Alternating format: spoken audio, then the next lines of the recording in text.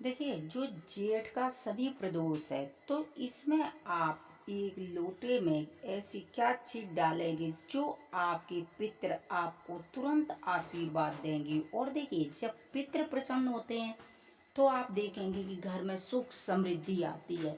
यदि आपके पितृ रुष्ट हैं तो आप देखेंगे घर में बरकत खत्म हो जाती है, घर में लड़ाई झगड़ा बर्बादी होने लगती है, यानी कि घर की खुशियां छिन जाती हैं। जब हम अपने पितरों को खुश रखेंगे तो आप देखेंगे कि जीवन में बरकत खुशियां और हर चीज में आप देखेंगे कि काम बनते चले जाएंगे, कोई काम रुक नहीं सकता। यदि वहीं पर पितृ अगर रुष्ट होते हैं तो आप देखेंगे कि काम बनते बनते काम रुक जाएंगे, काम बन के ही नहीं देंगे, बच्चों के विवाह शादी नहीं होंगे, क्योंकि हमारी वंश वृद्धि रुक जाती है।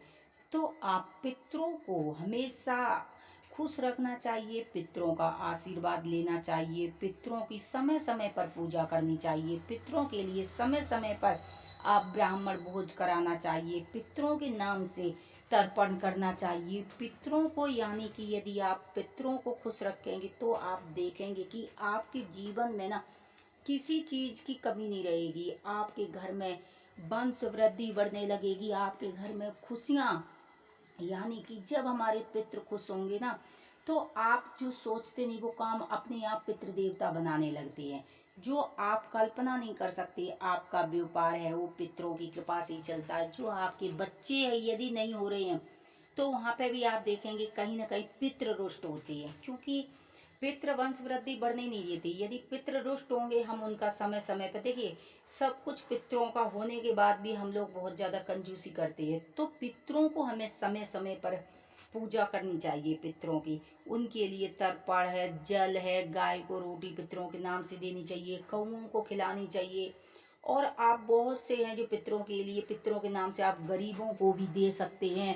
अन्न धन वस्त्र कपड़ा छतरी जूता चप्पल पितरों के नाम से जरूर देना चाहिए। देखिए, जो कि खासकर अमावस्या तिथि होती है पितरों की, और जो शनिवार का दिन होता है, यदि शनिवार के दिन आपने भी अगर पितरों के नाम से भोलेनाथ पर यदि ये चीज चढ़ा दी तो आप देखेंगे वहां पर पितृ देवता आपको भर भर के आशीर्वाद देंगे, आपके जीवन के सभी कष्ट कलेश मिट जाएंगे। तो आप देखिए, शनि प्रदोष है, इसमें आप क्या करेंगे, एक लोटा लेंगे, एक लोटे में आप थोड़ा सा गंगा जल डालेंगे, थोड़ा सा दूध डालेंगे, थोड़ा सा जल डालेंगे, और ये लोटा में थोड़े से अक्षत डालेंगे, और आप डाल देंगे थोड़े से काले तिल, और आप जाकर शिव जी पर चढ़ा देंगे। तो आप देखेंगे कि आपके पितृ देवता इतने प्रसन्न होंगे कि आप सोच नहीं सकते हो। आपके जीवन के सभी विघ्न बाधा वो दूर कर देंगे। और एक पितरों के नाम का दीपक आप देखिए, शनि देव की तो आप पूजा करेंगे ही करेंगे, लेकिन एक पितरों के नाम का दीपक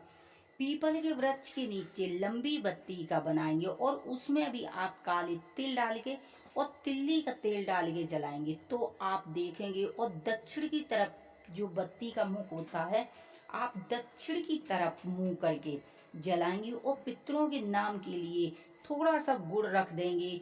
और तो आप देखेंगे जैसे जैसे पितृ देवता भोग लगाएंगे, आप उनके लिए दीप दान करेंगे, तो आपके जीवन का जो संकट है ना पितृ देवता ऐसे दूर कर देंगे जो कि आपने कभी सोचा नहीं होगा। आप इतने दिनों से परेशान चल रहे थे, आपकी परेशानी चुटकियों में दूर हो जाएगी। तो देखिए, बहुत छोटा सा उपाय है, इतना सा काम करके आप अपने पितरों का आशीर्वाद प्राप्त कर सकते हैं। आप एक दिया एक जल लोटा से आपके पितृ ऐसा आशीर्वाद देंगे, आपके जो वर्षों पुराने काम रुके हुए थे ना वो काम होने लगेंगे।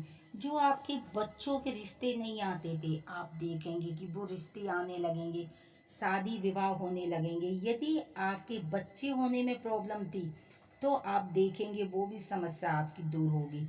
आप लंबी बत्ती का दिया आप पितरों के काला तिल और तिल का तेल डाल के जलाएंगे, तो आप देखेंगे दक्षिण की तरफ मुड़ करके आपके पितृ इतने प्रसन्न होंगे, आपके जीवन में खुशियां ही खुशियां भर देंगे। आप छोटा सा उपाय करें।